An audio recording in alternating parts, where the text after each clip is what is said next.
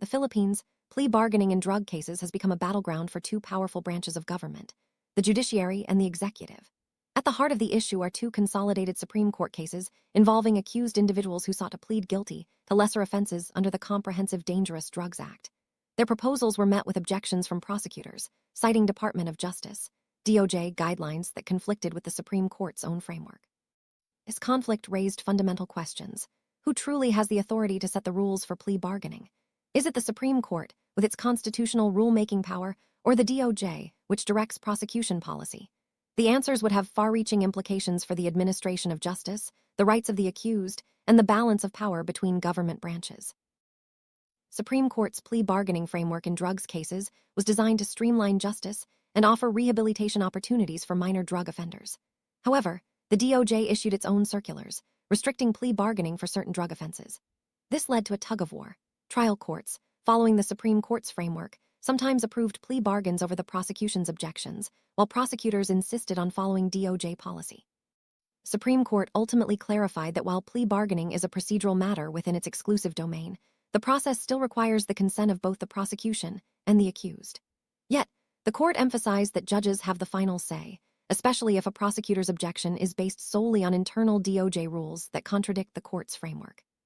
This nuanced balance aims to respect both prosecutorial discretion and judicial independence, ensuring that neither branch oversteps its constitutional role. Resolve the ongoing conflict, the Supreme Court issued clear guidelines. Plea bargaining offers must be made in writing, the lesser offense must be necessarily included in the original charge, and a drug dependency test is required. Most importantly, while mutual consent of the parties is the rule, the judge's approval is not automatic and must be based on sound discretion, considering factors like the accused's criminal history and the strength of evidence.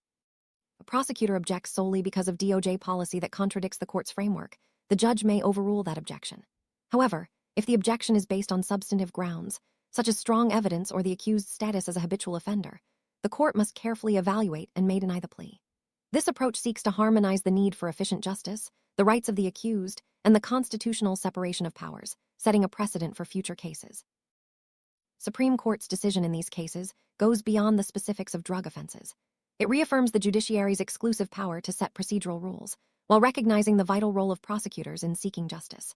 By clarifying that judges can overrule objections based solely on conflicting executive policies, the court protects its constitutional prerogatives and ensures that plea bargaining remains a tool for both justice and rehabilitation.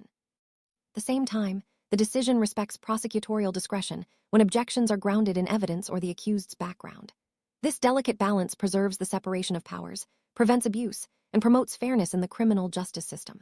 As future cases arise, these guidelines will serve as a roadmap for courts, prosecutors, and defense lawyers navigating the complex intersection of law, policy, and individual rights.